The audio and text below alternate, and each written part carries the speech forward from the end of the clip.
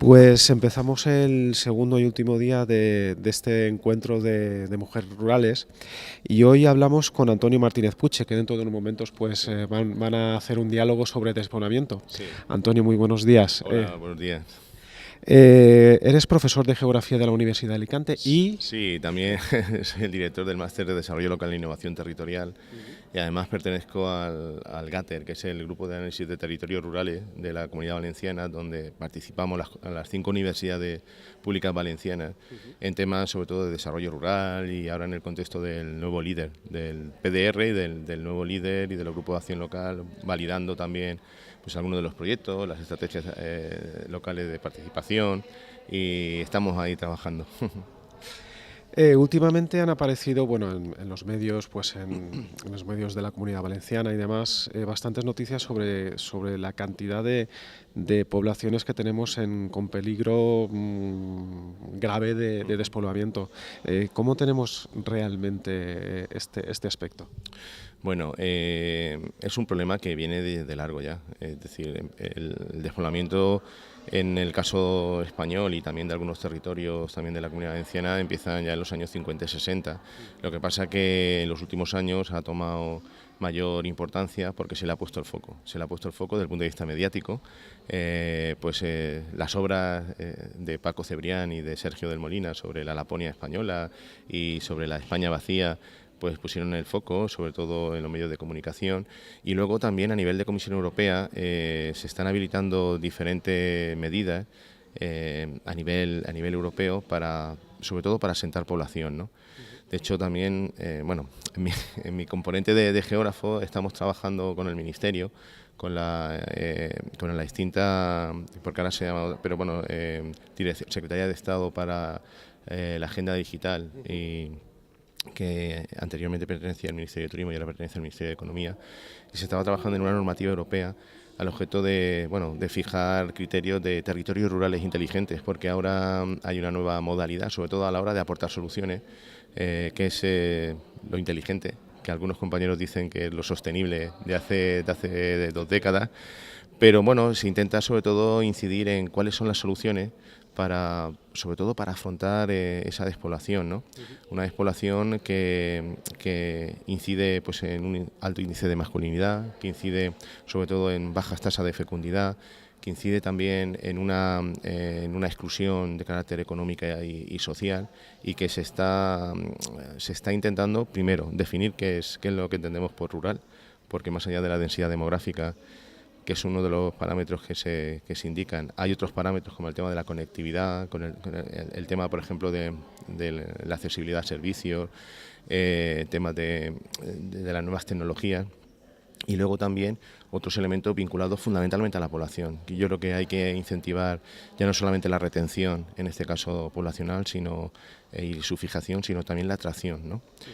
Y en el marco de la Comunidad Valenciana hemos tenido diferentes programas, entre ellos hace una década, que era Savia Rural, y que no han tenido los efectos esperados. Entonces, yo creo que hay, primero, que partir de un diagnóstico serio, que creo que se tiene, y luego, en segundo lugar, tener un compromiso, más allá de la intención, hay que poner la acción, sobre todo de los políticos, para facilitar, por ejemplo, nuevos servicios, nuevas estructuras, nuevas infraestructuras que hagan que el mundo rural sea fundamentalmente atractivo, que tenga unas condiciones de habitabilidad mínimas, que hagan que la población se quede, y sobre todo en un contexto global en el que nos encontramos se pueden hacer muchísimos trabajos desde tu casa y también, ¿por qué no?, desde el mundo rural.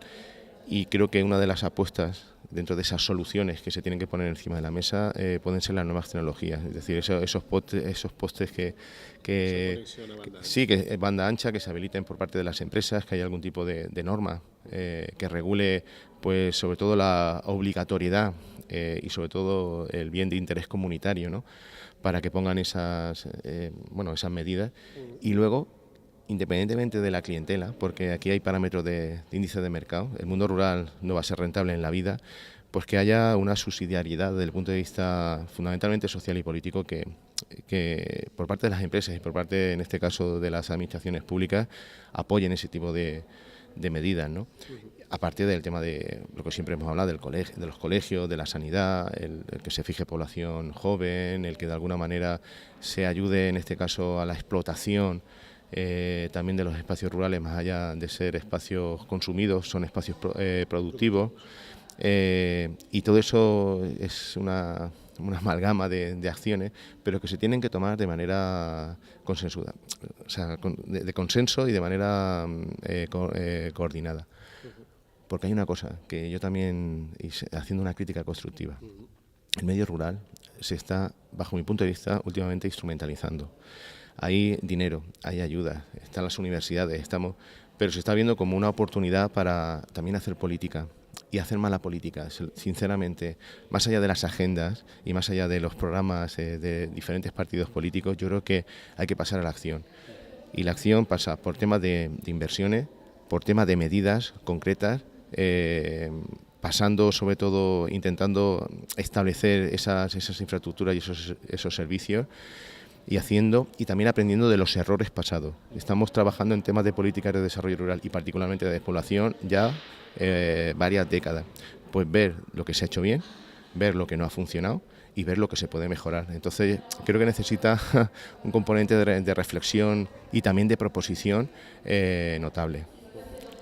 Antonio, y ya centrándonos más en este encuentro que tenemos este fin de semana en Biar, ¿crees que pues, esta federación de asociaciones de mujeres rurales y las mujeres rurales pueden ser una parte de esa solución a los problemas que comentabas? Sí, porque el índice de masculinidad viene dado porque la mujer ya, sobre todo la mujer formada, no acepta el rol ya al que se le ha sometido mucho en el medio rural, ¿no? Entonces pues va en búsqueda de nuevas oportunidades, ¿no?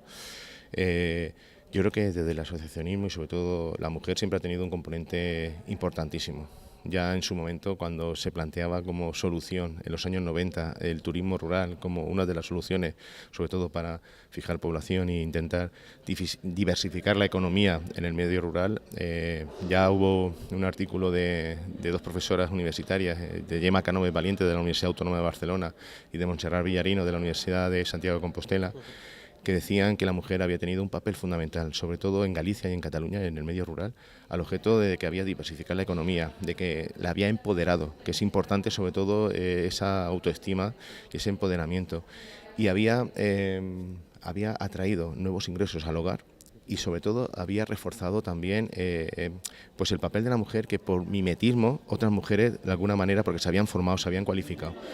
Creo que una parte de las soluciones sí que puede ser la mujer rural a través de estos colectivos, de estas federaciones, con la cualificación, con la sensibilización, con medidas vinculadas al empoderamiento, que no es otra cosa que decir aumentar la autoestima y sobre todo trabajar por el mundo rural, pero siempre también apoyadas en otros componentes de la familia, como puede ser el hombre, los hijos, porque creo que es importante que la unidad familiar también en el mundo rural permanezca cohesionada, ¿no? Incluso que gente que de alguna manera pueda marchar de manera temporal para formarse o cualificarse, luego vuelva a su territorio para asentar y sobre todo devolver esos conocimientos que de alguna manera ha adquirido fuera, ¿no?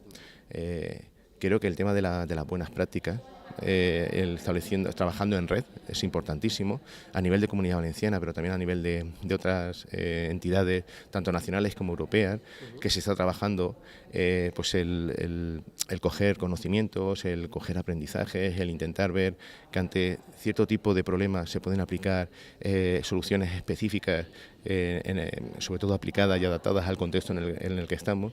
Entonces yo creo que el movimiento federativo y asociativo, y particularmente vinculado también a la mujer y al medio rural, creo que es importantísimo, porque ellas siempre han tenido, estamos en un contexto cultural de matriarcado, siempre han tenido un papel fundamental y creo que lo pueden seguir teniendo, pero siempre con apoyo. Pues nada, muchísimas gracias, Antonio. Esperamos que el diálogo que vais a tener ahora vaya muy bien. Y nada, muchísimas gracias por la entrevista a Canal 3. Pues muchísimas gracias a vosotros i que ho luzca la mañana. Després s'omplirà, però ara ens han deixat una miqueta ahí tiraets. I és una llàstima perquè bueno, sí que ens servirà molt. Afortunadament estan gravant esta conferència, així que encara que no tinguem excessiu públic, ara estan entrant, això està bé. Sí que ens vindrà molt bé tindre-la gravada i la publicarem més avant perquè té moltíssim interès. És un luxe poder tindre dues personalitats del món de la universitat com sou vosaltres dos per parlar de despoblament, per parlar de quines solucions es veuen des de l'òptica de la universitat, de quines solucions n'hi ha, quines solucions veieu també per a les dones, si podeu fer un poquet aquest matís de la dona, quin paper veieu que té la dona en els pobles. I vos vaig a fer les presentacions. En primer lloc, que parle Antonio Martínez Puche, que és el que tenim de la terreta de Villena, ¿no, Antonio?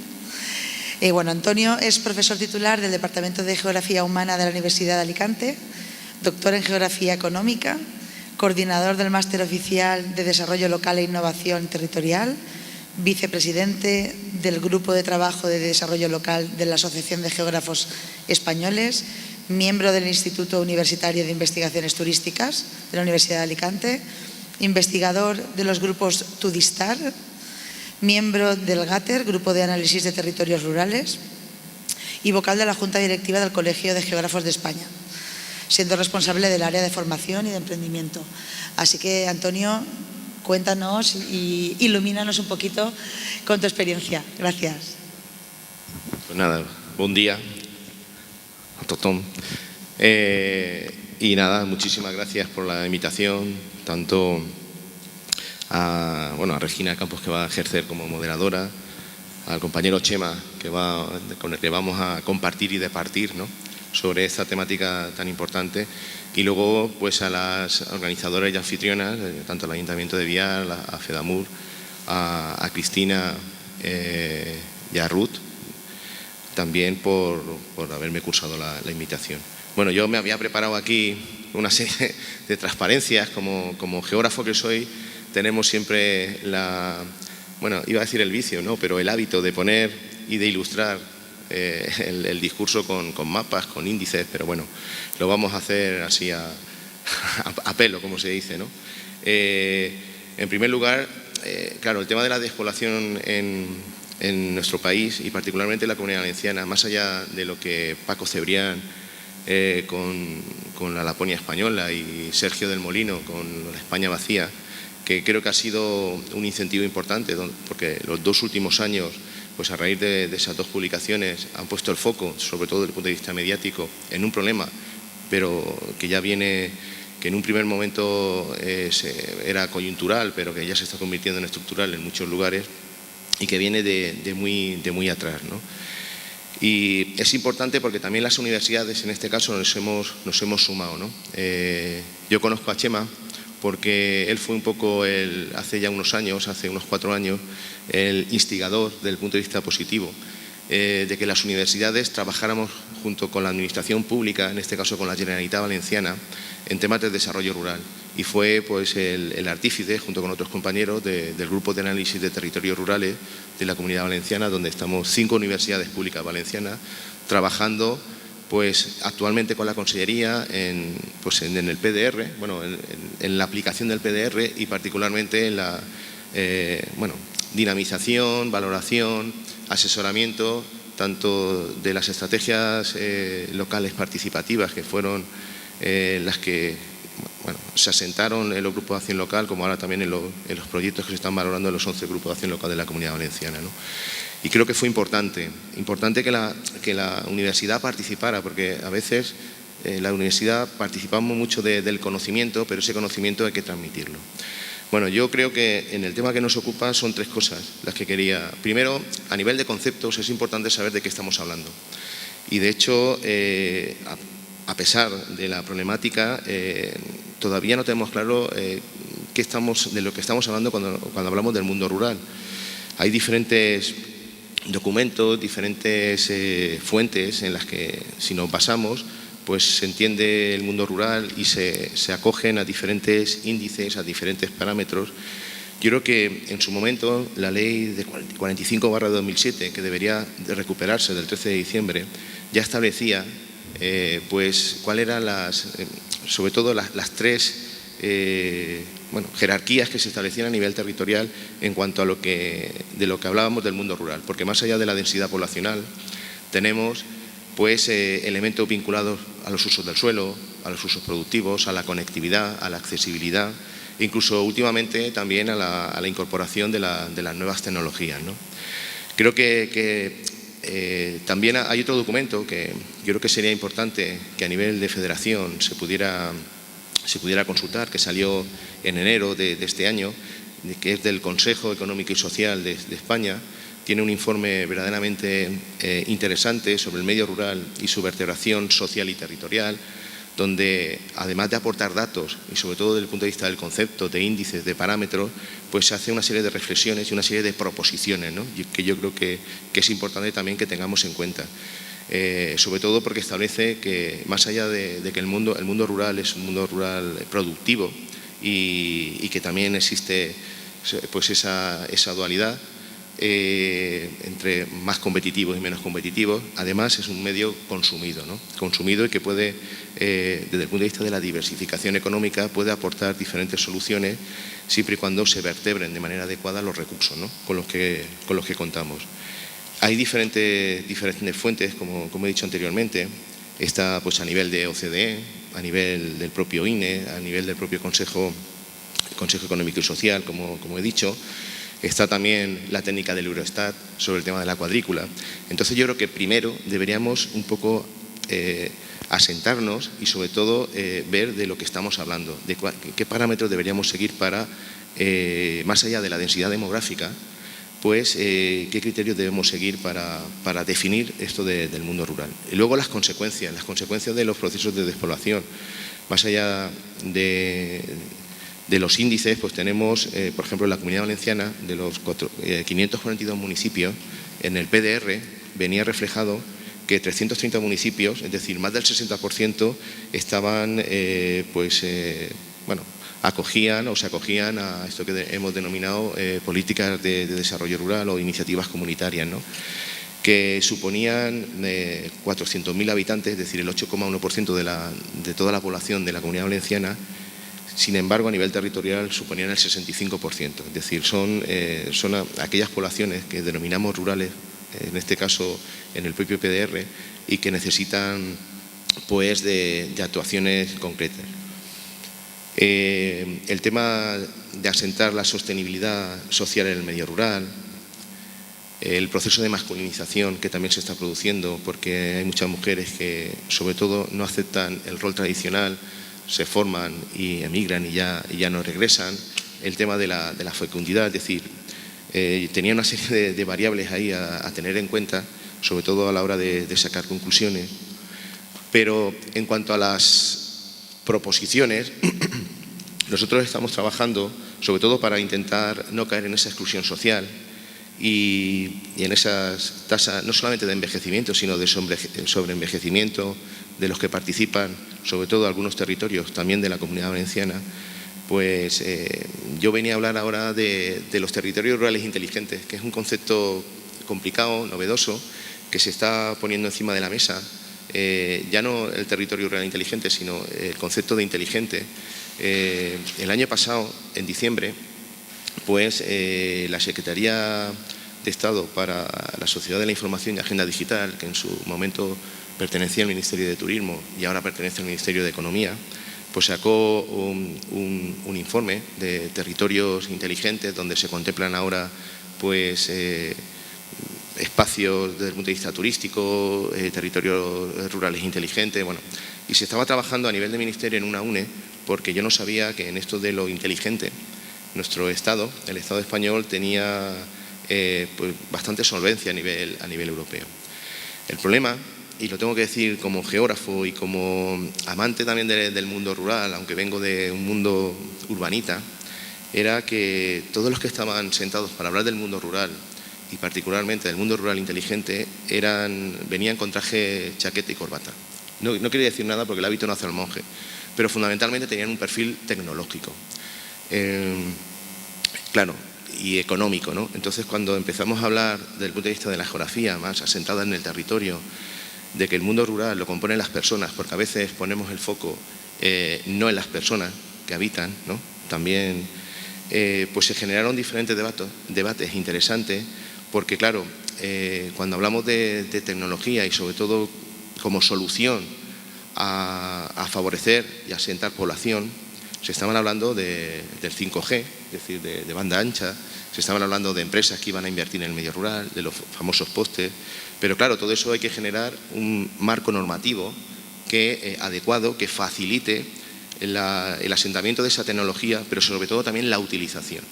Y era ahí donde creo que se tenía que haber dado un paso más allá y la administración pública en este caso, pues comprometerse a garantizar ese tipo de servicios, más allá de otros servicios más perentorios y mucho más necesarios, como la educación, la sanidad, ¿no? Pero claro, se proponía una solución tecnológica que tiene que ir acorde también con el contexto territorial, con las necesidades también de esos territorios, porque no todo el mundo pues está, sobre todo la población que vive, habita y que ha nacido en el mundo rural, pues está adecuada para sobre todo manejar cierto tipo de tecnología. Es decir, que se establecen encima de la mesa diferentes debates que de alguna forma tenemos que repensar, más allá de la utilización y utilitariedad del medio, tenemos que ver verdaderamente su fin, ¿no? Hay otra cosa en el tema de la despoblación, y que es los programas que desde los años 90 se están aplicando para fijar población. Y ya con esto termino, simplemente para... Está Abraza la Tierra, que luego hace unos años se constituyó en fundación, pero sobre todo la Comunidad Valenciana hace 10 años tuvo un programa propio, ¿no? Que fue Sabia Rural. Un programa que estaba en el marco y en el contexto de 5 grupos de acción local, entre ellos de la Comunidad Valenciana, entre ellos estaba el que por entonces teníamos en la provincia de Alicante, que era el Cederaitana, en Cocentaina, y que creo que deberíamos sacar también aprendizajes, porque no tuvo los frutos necesarios. Es decir, en este contexto, frente a las medidas que se están planteando, deberíamos repensar y aprender de lo que ya se está haciendo, porque, como he dicho al principio, el tema de la despoblación no es un tema nuevo, es un tema ya recurrente, incluso nos podemos retrotraer hasta los años 50, cuando se produjo esa notable polarización, ¿no? Y a partir del año 59, con los pueblos de industrialización y el desarrollo del turismo en las zonas costeras, que deberíamos, como digo, aprender y sobre todo ver el medio rural dentro de sus diferentes componentes, ¿no? Es decir, fundamentalmente técnico, pero también humano, ¿no? Más allá del soporte que puede servir el medio rural para la localización de personas y actividades de carácter socioeconómico, el medio rural tiene muchos más componentes que a veces lo perdemos. Por eso la referencia a esa ley del año 2007, donde sí que contemplaban de manera holística al medio rural. Y luego la importancia de la mujer, yo siempre voy a hacer referencia que cuando se planteó como una de las soluciones al medio rural ya en los años 90 y en el contexto de las iniciativas comunitarias líder, el turismo, pues hubo un artículo que fue mi primer contacto cuando estaba en la universidad de alumno de la catedrática de la Universidad de Barcelona, que por cierto de Villena, que es Gemma Cánovas Valiente, que la tuvimos en un curso de verano, el pasado verano aquí en Biar. Ella, aparte, es la directora del máster de turismo de interior de la Autónoma de Barcelona, junto con otra compañera, Montserrat Villarino, de la Universidad de Santiago de Compostela, escribían sobre la importancia que tuvo la mujer, sobre todo en el medio rural, tanto catalán como gallego, en protagonizar sobre todo iniciativas de turismo, porque les sirvió para diversificar la economía del hogar, les sirvió para empoderarse, porque se tuvieron que formar y cualificar, que de alguna manera tuvieron también un papel pues fundamental para articular también el propio territorio, y por mimetismo otras mujeres que vieron ese caso o esos casos domésticos de éxito las copiaran. Pues quiero decir que sin duda la mujer siempre ha tenido, y sobre todo en una cultura matriarcal como la que nos ocupa, ha tenido un papel fundamental. Por eso el hecho de que pues abandonen el territorio y intenten ocupar un rol en otros lugares, porque en su medio natural no pueden, pues es bastante problemático, ¿no? Bueno, hay pasta a nivel de Unión Europea, hay programas que se están habilitando, está el foco mediático puesto en los territorios rurales, pero cuidado, yo siempre lo digo, cuidado, porque más allá de una moda, el mundo rural tiene problemas que arrastra ya de hace tiempo. Se está proponiendo soluciones que tenemos que adaptar a las necesidades reales del territorio, de los diferentes territorios, porque no todos los territorios rurales, y particularmente la comunidad valenciana, son iguales, y que deberíamos repensar todo lo que se ha hecho hasta ahora al objeto de sacar aprendizajes, incluso también de los fracasos, ¿no? Para no volverlos a cometer. Y esto lo dejaría. Pues muchísimas gracias, Antonio. Es una maravilla escucharte. Yo luego te haré algunas preguntas, pero lo dejo para después porque prefiero que hable ahora mismo, ya que lo tenemos, a José María Álvarez Coque, que paso a presentarlo. Él es doctor ingeniero agrónomo, coordinador, yo lo conozco bien, pero como el público asistente no te conoce tanto como yo, él es doctor ingeniero agrónomo, coordinador del Grupo de Economía Internacional, catedrático de Economía Aplicada y profesor de Economía y Políticas Agrarias de la Universidad Politécnica de Valencia. En el 91 fue investigador visitante del Instituto Internacional para la Investigación de Política Alimentaria. En los últimos 20 años ha dirigido proyectos de investigación y cursos de posgrado para organismos internacionales relacionados con comercio, desarrollo y políticas relacionadas con agricultura. En el 93-94 fue presidente del Grupo de Trabajo de Frutas y Hortalizas de la OCDE en París. Ha colaborado como asesor o consultor de instituciones europeas, FAO, Comunidad Andina y otras instituciones europeas y americanas. En el ámbito mediterráneo es frecuente colaborador del Centro Internacional de Estudios Avanzados del Mediterráneo. Entre el 2000 y 2004, director del Departamento de Economía y Ciencias Sociales de la UPV. Y desde el 2001 al 2007 ha presidido la Asociación Española de Economía Agraria. La verdad es que es un lujazo, Chema, tenerte aquí, y especialmente para mí, ya lo sabes, que es un gustazo doble, porque siempre hay profesores, pocos, pero siempre hay algún profesor en tu carrera, que como yo estudié con él, siempre hay algún profesor que te marca, y él es ese profesor que te marca, con lo cual en ese primer encuentro de mujeres rurales, tenerte a ti personalmente es un placer. Así que cuéntanos un poquito cómo ves el tema del desarrollo rural, el despoblamiento y tu visión de esta problemática. Muchas gracias, Regina. En realidad eres una reincidente, porque después de haberme aguantado tantas horas, hace unos cuantos años, es verdad, volver a llamarme, bueno, pues te agradezco mucho esa confianza. También estoy muy contento de compartir la mesa con Antonio en esos tiempos casi pioneros del GATER, de ese grupo de presión de alguna forma desde el mundo universitario que estaba muy ajeno hace años de que era la gestión pública y las responsabilidades públicas de la gobernanza a nivel autonómico, y que gracias a esos esfuerzos que se dieron desde hace 5 años, pues cada vez más hay una colaboración mayor entre universidad y digamos sector público, porque la universidad es pública también, estamos hablando de universidad pública al servicio del público, tiene que estar. En cuanto a VIAR, pues también ha comentado Regina que soy ingeniero agrónomo, y en mi formación pues también cumplí un pequeño papel. Hace 40 años estuve en VIAR, porque hice unas prácticas de ingeniero agrónomo precisamente en la zona. Estuve en Villena también, y pues me tocó pasearme el campo y hacer encuestas, y tengo muy grato recuerdo pues de aquellas épocas en que todo era descubrimiento, ¿no? Para mí, y era otro mundo también, porque el sector primario desempeñaba un papel muy importante en aquel momento en esta economía rural, que no tan rural, en fin, está un poco en una zona intermedia, pero también hay una industria donde el trabajo familiar desempeñaba un papel, y donde había también una asignación de roles muy claros por temas de género. Estamos en un encuentro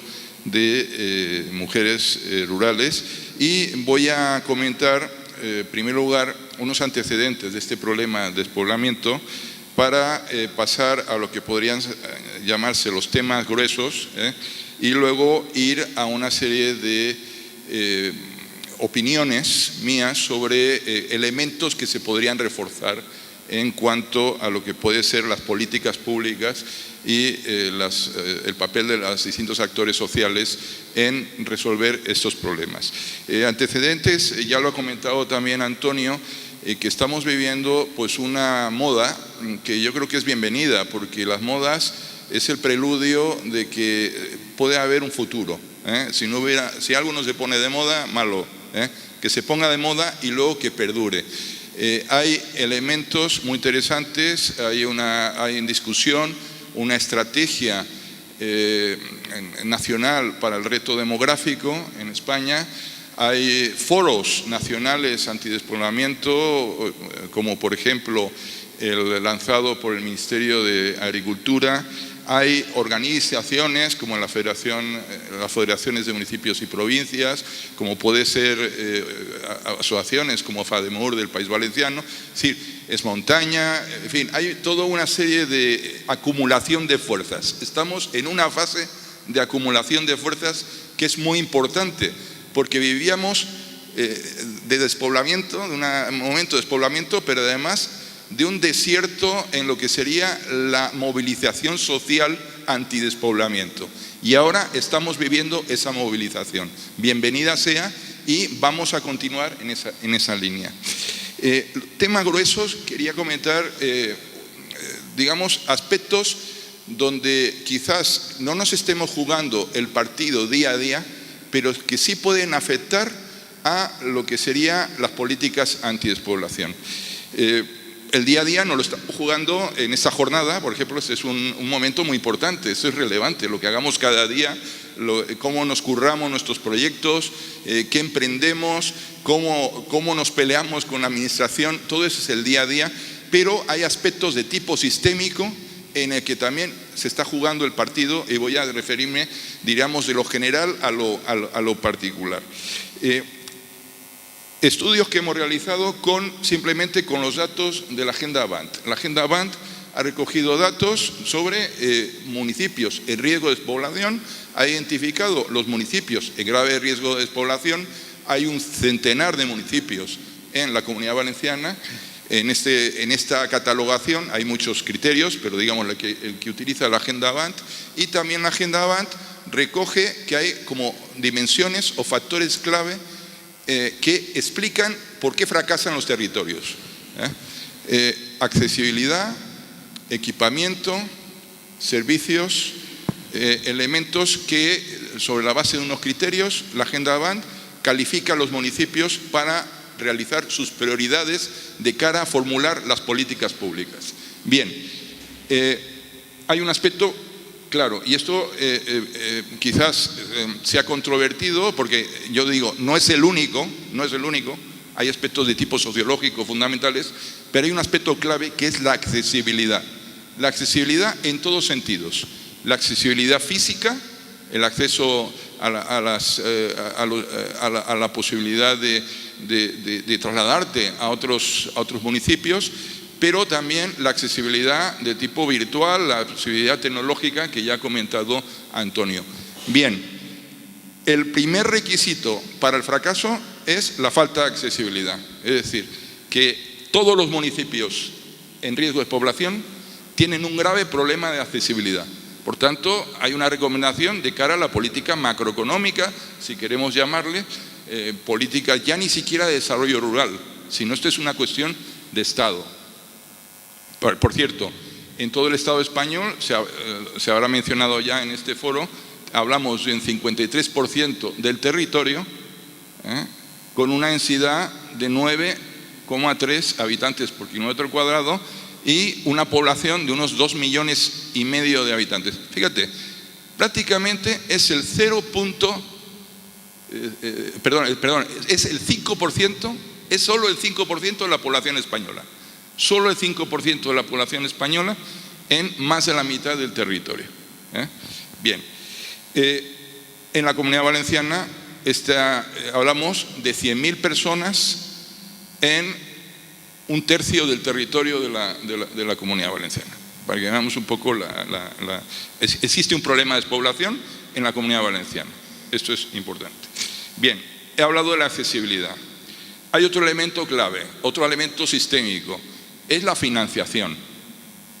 Las políticas antidespoblación no son gratuitas, no vale todo con buena voluntad, no vale todo, no es suficiente con movernos, no, hay que financiar. Y esta financiación, esto no es gratis, no es gratis, pero también hay que valorar si la sociedad se puede permitir el coste por los servicios que está prestando el medio rural a esa sociedad. Es una pequeña devolución de esos servicios.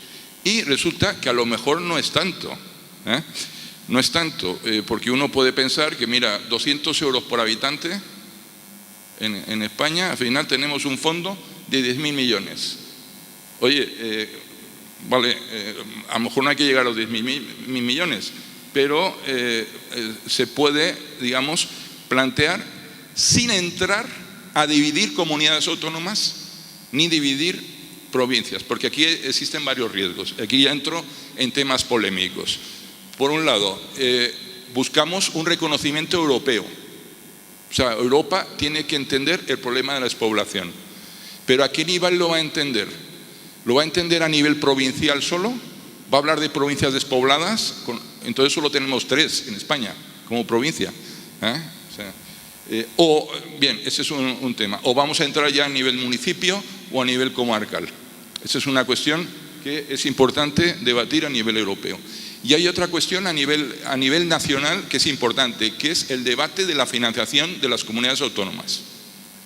El tema de despoblación está entrando de una manera, creo que distorsionada, en lo que serían los elementos de la financiación.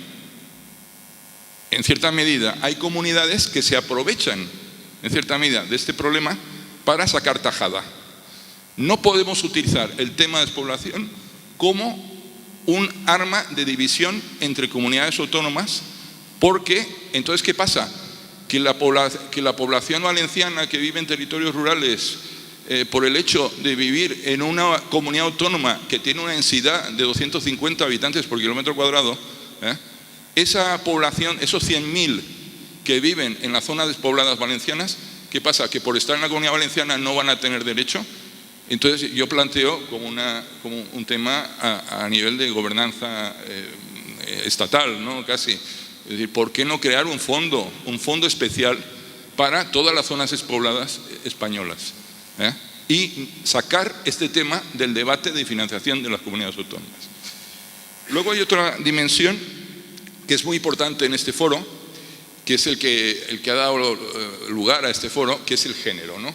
Y aquí quería un poco, bueno, pues también ha habido estudios que han analizado, y aquí sí que entramos en aspectos más sociológicos, ya no tanto de físicos o macroeconómicos, han entrado a estudiar, pues, qué pasa en los territorios despoblados. Entonces, por ejemplo, pues ha habido trabajos que, por ejemplo, Francisco Burillo de la Universidad de Zaragoza sacó por pirámide de edades, la pirámide de edad y por sexos, por género, perdón, en distintos tramos de edad en municipios en riesgo de despoblación a nivel de España, ¿no? Es decir, si tomamos toda esa España despoblada, nos encontramos que estos municipios hasta los 15 años están prácticamente a la par, hombres y mujeres. Es decir, no hay diversidad, no hay más peso de un grupo que de otro. Pero a partir de los 20 años ya empieza a haber clara mayoría de hombres. Esto solo se explica por una salida, es decir, aquí lo que pasa es que no hay las mujeres se van. Y a partir de los 20 años ya la mayoría se empiezan a aumentar, de modo que Incluso a nivel, en otras estadísticas podemos ver que en municipios de 3.000 habitantes o menos solo hay un 43% de mujeres.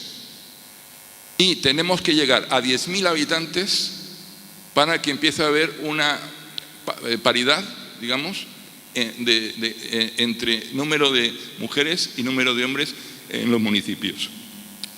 Esto tiene que ver claramente, algo tiene que ver con el problema. Es causa y consecuencia. Es causa y consecuencia. Si no hay futuro para las mujeres, entonces tenemos el pasaporte a que está al despoblamiento, porque se van. Por tanto, hace falta no solo un enfoque de igualdad de género, sino quizás un enfoque de género en sí mismo, un enfoque de género. No es un enfoque de igualdad de oportunidades simplemente, porque en muchos casos decimos no, es que les damos las mismas oportunidades, aquí tienen todas las mismas oportunidades, todos pueden acceder, bueno, y a lo mejor incluso lo queremos corregir un poquito dando más puntos, en una convocatoria les damos más puntitos si es la solicitante es mujer. A lo mejor no es suficiente con dar más puntitos, tenemos que cambiar las políticas y tenemos que diseñar políticas específicas para dotar de un futuro y de un enfoque de género a los pueblos. Creo que es un elemento muy importante y por eso esta organización y todo lo que sería articulación de mujeres rurales creo que puede ser un factor de dinamización de enfoques de género. Otro aspecto que ya descendiendo a lo que podrían ser más opiniones o recomendaciones, yo creo que hay un aspecto muy positivo reciente, es que estoy leyendo cada vez más propuestas. Es decir, estamos pasando de una etapa de lamentaciones a una etapa de propuestas. Eso yo creo que es muy importante llevarlo a todos los niveles. Creo que, por ejemplo, fue muy importante ayer, hubo una mesa con proyectos, ¿no? Son proyectos, son propuestas, construir. Creo que el lenguaje de que somos víctimas, nos maltrata el medio urbano, hay que desterrar un poco. Primero, no hay que dejar de ser reivindicativos, evidentemente, pero hay que combinar la reivindicación con la proposición y, sobre todo, cuando te ven gente que no está en tu núcleo, porque muchas veces veo debates en lo que el debate es, solo se entera el funcionario concernido de la administración y el propio afectado, más los parientes y enemigos que también están en la sala. No, hay que cambiar el chip, tiene que haber un mensaje, mira, este es nuestro proyecto, nosotros lo ofrecemos y ese proyecto tiene que trascender el propio interés del grupo rural, tiene que ser un mensaje lanzado a la sociedad, al mundo urbano también. Y en ese sentido tenemos que trabajar para que las profesiones que se refieren a las potencialidades del medio rural, temas ambientales, temas forestales, temas de artesanía, gastronomía, cualquier aspecto, agrarios propiamente dicho, la agricultura sigue siendo fundamental en las zonas rurales, por tanto creo que también hay que mejorar la reputación social, más bien mejorar, no explicarlo mejor explicar lo que son estas profesiones al resto de la sociedad. Bueno, es muy importante las labores de comunicación. Y también es muy importante la unión, la articulación. Unión no quiere decir unidad en todos los de pensamiento y espíritu, sino significa hacer red, conectarse y no montarse chiringuitos, es decir, un poco en el sentido de chiringuito, o sea, la política de chiringuito, hay que evitarla, lo que es plantear, decir, mira, nosotros tenemos un proyecto, hay que levantar esto, tenemos una visión de territorio y vamos a trabajar respetándonos, y creo que es muy importante esa visión de territorio. Yo creo que un poco las universidades, en el sentido de que ellas son cada una autónoma, cada uno lleva sus líneas, pero se van respetando y van colaborando, ¿no? Entonces ese espíritu de colaboración y también un espíritu de colaboración mundo urbano, mundo rural, eso hay que plantearlo, y plantear la universidad también como un espacio de cooperación muy interesante. Fijemos que hablamos de esas chicas de 20, 24 años, primero, el futuro no puede ser no mejorar su formación, El futuro, ese no puede ser. La recomendación no es tú condenada a vivir aquí, porque no te puedes formar, porque si te formas te vas. No, eso no, tiene que ser al revés. Lo que tenemos que hacer es mejorar la colaboración entre el mundo universitario y los pueblos. Ya lo está haciendo la Universidad de Valencia, por ejemplo, que tiene campus itinerantes en distintos pueblos, donde hay proyectos como el campus de Aras de los Olmos, que es muy interesante, proyectos de colaboración con la universidad, donde se trae la universidad a los pueblos y donde, digamos, también se forman, por ejemplo, se traen alumnos, nosotros con los Erasmus trabajamos mucho, los llevamos a los pueblos, realmente muchos descubren por primera vez pues cómo se hace el aceite de oliva, ¿no? Una cosa que para nosotros tan habitual, pues no saben exactamente. Algunos no sabían ni que venía de las aceitunas. En fin, ahora que va a ser la campaña, pues organizamos visitas con ellos. Bien, no voy a extenderme más, simplemente tenemos que mantener esa línea de hacer red, de no exclusiones de entrada, de mejorar la comunicación, de aplicar ese enfoque de género de una manera activa. Cooperativismo, por ejemplo, es un ámbito a trabajar, en el enfoque de género. No valen excusas, no vale es que no hay mujeres, es que no hay mujeres. No, al final hay que trabajar un poco. Pues también reivindicar los grandes temas, el acceso, la brecha digital y una financiación adecuada. Así que muchísimas gracias. Muchísimas gracias, Chema. Si es que es una gozada teneros a los dos, ya os lo he dicho. Menos mal que se está grabando, aparte que ahora se ha llenado la sala, pero menos mal que se está grabando y luego mucha más gente lo podrá escuchar. Pues si os parece, bueno, primero comentar respecto a lo que estabas hablando, Chema, que viene muy a colación.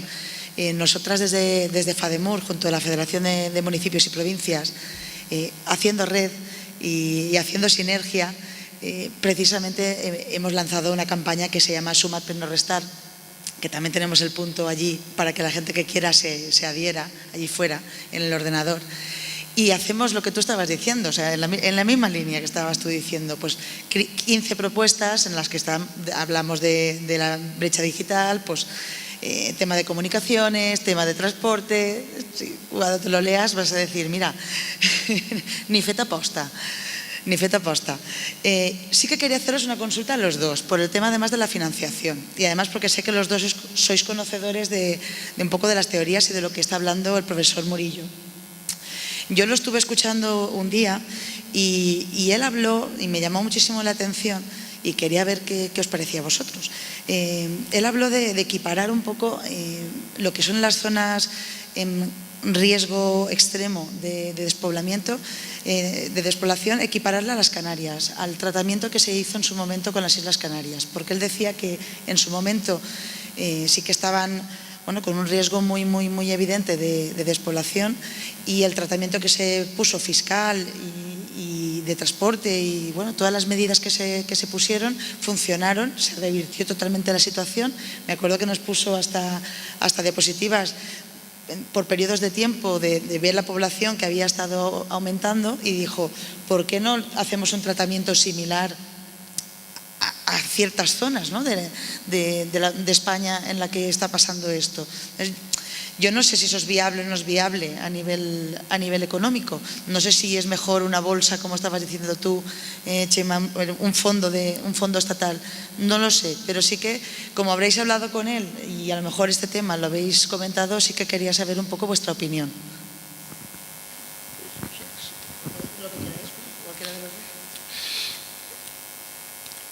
Bien, bueno, lo de Canarias tengo algunas dudas porque, claro, una cosa es un tratamiento fiscal separado para una zona que está relativamente aislada y por tanto puede haber hasta aduana o un control aduanero, aunque no sea, digamos, sistemático, y por tanto ahí no lo tengo del todo claro. Sí que creo que la política de incentivos fiscales sí que creo en ella. Sí, incentivos fiscales, es decir, por residencia, que haya ayudas, que haya rebajas fiscales, por ejemplo, eso sí que lo creo. Y lo que sí que creo en la línea de que habla Urillo es que Europa reconozca el tema del despoblamiento como un tema europeo. Y ahí se me había olvidado una de las recomendaciones. Es que necesitamos aliados europeos. No vale con ir… no, es que resulta que vemos el mapa de despoblamiento y España se lleva el premio gordo. Pero sí que hay algo en Portugal, hay algo, tienes una zona, tienes algunas zonas en Francia, en unas bolsas, pero tan marcado no lo tienes. Y luego tienes Laponia, Laponia que es de baja densidad. No es que se vaya en riesgo de despoblamiento, sino es una zona de baja densidad, que tiene su tratamiento especial, porque es fría, es muy fría. Y como es muy fría, entonces ya despoblado y frío, ya te dan tu tratamiento especial. Bueno, aquí necesitamos, yo creo que sí, que se reconozca como tema europeo y en ese sentido lo que hace falta es alianzas europeas y comunicar, buscar aliados europeos, proyectos europeos, no sé, Sudoes, lo que haga falta, ¿no?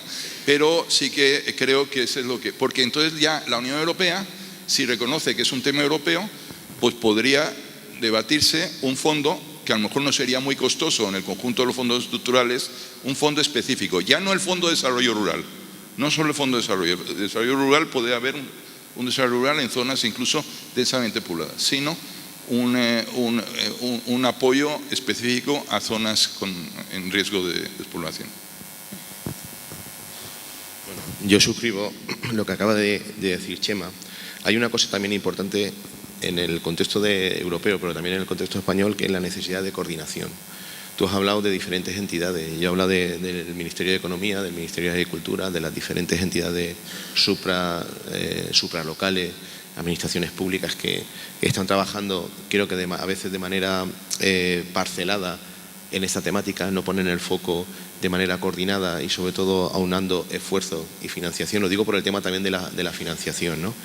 Y creo que habría que generar efectivamente elementos que diferenciaran los territorios rurales atendiendo a esas necesidades particulares, pero luego también de manera conjunta, coordinada y de manera concertada y concreta, porque se habla mucho de decálogos, ¿no? Se habla mucho de medidas, se habla mucho de intenciones, pero tenemos que pasar a la acción. Y la acción puede ser vía financiación, que yo no creo que sea tanto en la financiación, porque tú has hablado de Europa, por ejemplo, yo conozco a otros compañeros de Teruel. Teruel tiene un fondo particular, sobre todo para temas de despoblamiento, y nosotros que estuvimos con el máster de Desarrollo Local e Innovación Territorial este pasado mes de abril con los alumnos en la comarca del Matarraña, estuvimos visitando experiencias incluso con entidades financieras.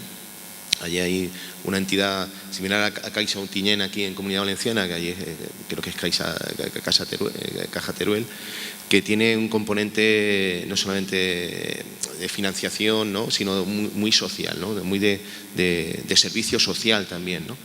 Y nos hablaban que no era tanto la financiación porque tenían dinero, sino en la optimización de esa financiación. Porque yo creo que también tenemos que poner el foco en ese tema, porque después de 2 décadas de iniciativa comunitaria líder, ahora están saliendo algunas evaluaciones, que de hecho en el septenio actual, 2014-2020, pues una de las propuestas de Europa 2020 y de la Comisión Europea es hacer efectivas y eficientes esas políticas. Y uno de los elementos es la evaluación, que es una de las cosas, por eso he dicho al principio de mi intervención, la necesidad de evaluar y de aprender incluso también de los errores anteriores, porque estamos encima de la mesa un montón de medidas, también de fondos de financiación que no... Y en ese contexto, por ejemplo, los compañeros de Teruel están, independientemente de esto celtibérica, ¿no?, que lleva Burillo, hay otros colectivos también en Teruel que están trabajando con otras provincias españolas en un proyecto que es sobre el sur de Europa, zonas despobladas, y han tenido como referencia y como ejemplo, por eso la necesidad de identificar buenas prácticas, es decir, prácticas que a nivel europeo hayan funcionado y que podamos asimilar, no cortar y copiar, sino cortar y asimilar en relación a nuestras necesidades. Las tierras altas de Escocia están trabajando desde hace 40 años y se están produciendo ya efectos de asentamiento de población, donde están identificando los actores y cuáles son los pilares fundamentales. Y uno de los pilares, hay 2 pilares fundamentales. Uno son las agencias de desarrollo local, esas entidades y estructuras físicas que necesitan articular y sobre todo catalizar esfuerzos, financiación, personas, pero mantener una estructura física que pueda, como digo, catalizar y articular acciones. Y en segundo lugar, las entidades financieras.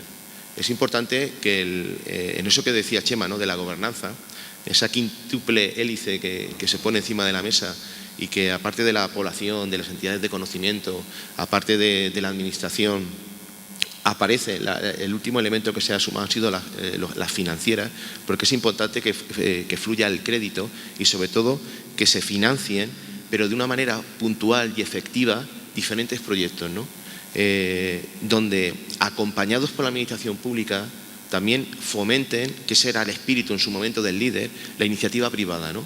Y que de manera concertada y conjunta, iniciativa pública y privada, sea, porque tampoco la iniciativa pública puede asumir esa responsabilidad intentando tratar de manera diferenciada diferentes territorios. Está bien, pero siempre y cuando incentivando el carácter proactivo que pueda tener las entidades privadas, para que de alguna forma no sea todo subsidiario, porque si no, al final también generamos, y en el contexto de género, un paternalismo en territorios desfavorecidos que creo que no ayudan, y era un poco lo que se lamentaba la gente de Teruel, no ayudaban en exceso a incentivar eso que llamamos ahora emprendimiento en los territorios rurales, ¿no? Entonces, por eso hace falta lo que ha dicho también Chema, el tema de la sensibilización, pero también de la cualificación y de la formación, ¿no? Yo también tuve la oportunidad este verano de participar en un curso de verano de la Universidad de Valencia en Ricorda de Muz, donde también a través del vicerrectorado que lleva Jorge Hermosilla y hacen cursos para la población y son gratuitos. Y a mí me parece un elemento magnífico, sobre todo en esas iniciativas que las universidades públicas valencianas están haciendo en los territorios más desfavorecidos. O, por ejemplo, las experiencias que están llevando desde hace ya más de 20 años, la Jaume I de Castellón, con el PEU, con el programa de extensión universitaria, donde desde el minuto 1 han tenido en el mundo rural un foco notable, ¿no? Entonces, no sé, que sería un poco establecer esas acciones, ¿no?, de formación, de cualificación, de coordinación, de concertación, y sobre todo, no sé, y utilizar algún tipo de figura de utilidad pública, ¿no?, o algo que favoreciera esas inversiones y sobre todo ese desarrollo de proyectos, porque han habido proyectos. Uno de los elementos para, sobre todo, superar ese índice de masculinidad, esas tasas bajas de fecundidad, esa sangría también sociodemográfica, sobre todo a nivel de género en los territorios rurales, es necesario sobre todo incidir en programas que de manera concreta pongan sobre la herida la cura, ¿no? O sea, yo creo que también hay que incidir, hay que ser en ese caso incisivo, ¿no?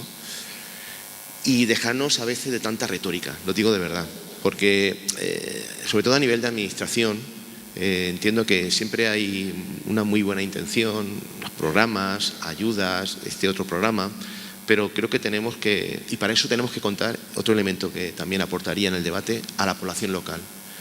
¿Qué necesidades tiene la población local?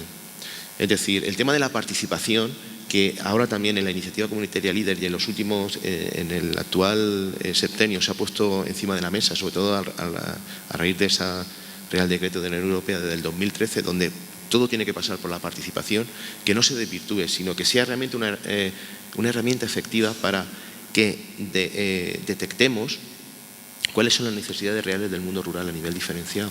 Porque si estamos hablando de financiación y estamos hablando de programas, igual aplicamos lo que siempre hemos criticado, el top-down, es decir, que desde la Administración, desde la Comisión Europea, desde programas, aplicamos financiación, pero ¿qué opina y qué necesidades reales tiene esa comunidad rural? Eso también sería importante, establecer ese doble retorno, ¿no? y esa devolución de lo que de alguna manera la población rural necesita de manera diferenciada y contextualizada, porque a veces nos falta la diferenciación y sobre todo la contextualización. Pues muchísimas gracias. ¿Preguntas del público? ¿Tenemos? ¿Sí?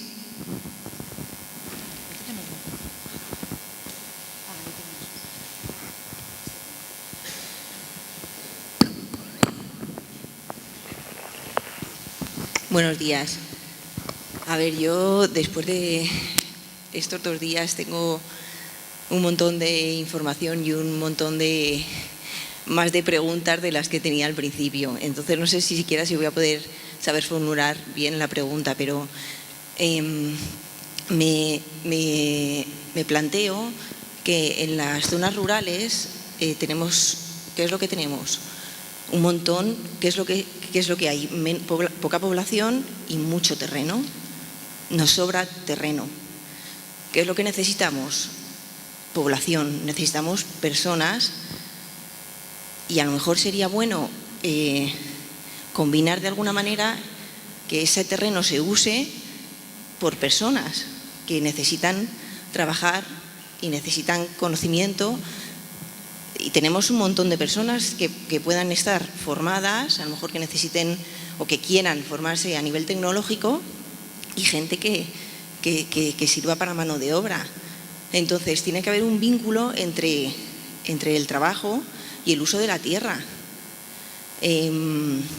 Tanto, no sé, latifundios para uso de tractor o minifundios para que la gente trabaje de manera más manual y más artesana, ecológicamente o con otras técnicas.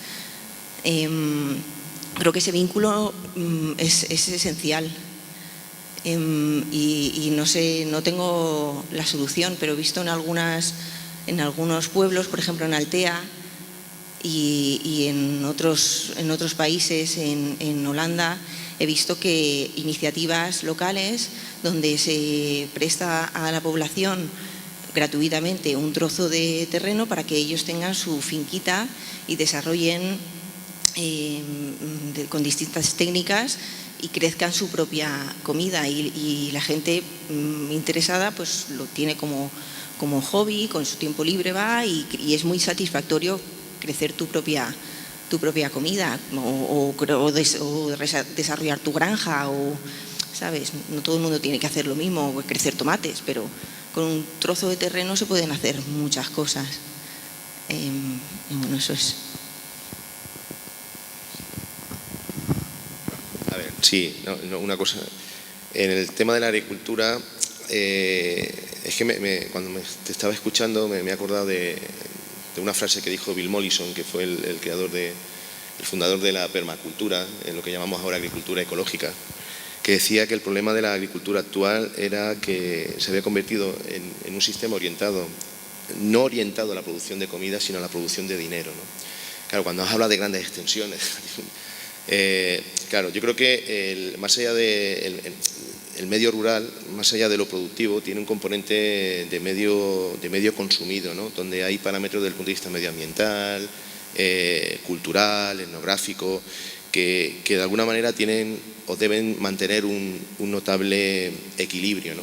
Entonces, claro, y que la multifuncionalidad de los usos de los territorios rurales, que también están contempladas en los principios de la Unión Europea y en esa iniciativa comunitaria líder de las políticas de desarrollo rural, es importante también implementarlas.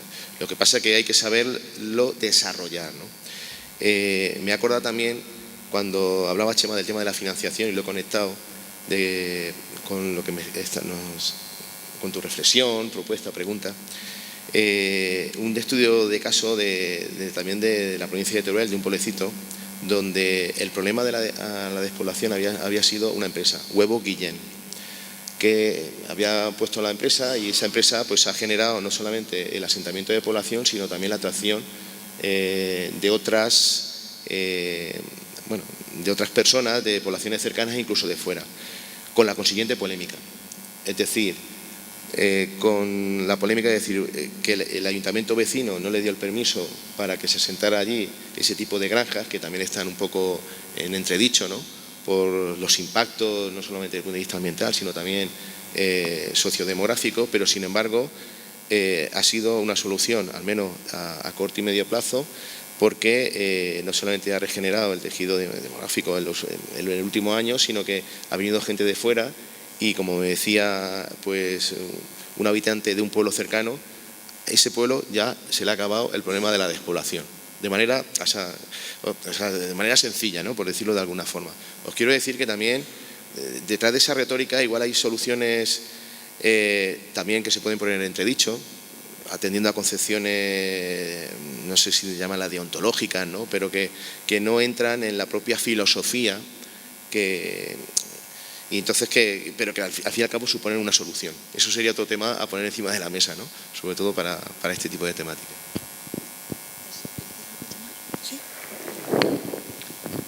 Bueno, para no dar una charla sobre la agricultura, pero bueno, hay unas experiencias que, por ejemplo, hay un proyecto que estamos ahora participando que que es el Grupo Operativo sobre Innovación Social en Gestión de Tierras, GoInnoland, un grupo de la Asociación Europea para la Innovación, que lo que se pretende es que haya una gestión comunitaria de las parcelas que se estaban abandonando, ¿no? Entonces, digamos que experiencias como esta, que hay una página web, GoInnoland, hay un blog en esto, como iniciativas legislativas como la Ley de Estructuras Agrarias, que espero que las Cortes aprueben esta legislatura, que incorpora la red de tierras o xarxa de terres como un elemento de coordinación de oficinas de mediación para usos sostenibles del suelo, como iniciativas como asociaciones o fundaciones de custodia del territorio. Es decir, hay muchísimas, o como experiencias de agricultura ecológica, en fin, hay tantas posibilidades que suponen oportunidades de empleo, pero un empleo distinto del que pensamos que había hace 30 años. O sea, cambia la forma de empleo, la agricultura está cambiando muchísimo y por tanto hay que adaptarse a el nuevo. Muchísimas gracias. ¿Alguna pregunta más? Pues muchísimas gracias a los dos por esta magnífica mesa. Nos habéis iluminado mucho y vamos a tener unas buenas conclusiones con vuestras ponencias. Así que os ruego un magnífico aplauso para estos dos grandes. Pasamos ahora al Coffee Break y después la entrega de premios, que ya tenemos aquí a Carolina y no la queremos hacer esperar mucho. Y una foto que quiero hacerme con los ponentes, por fin.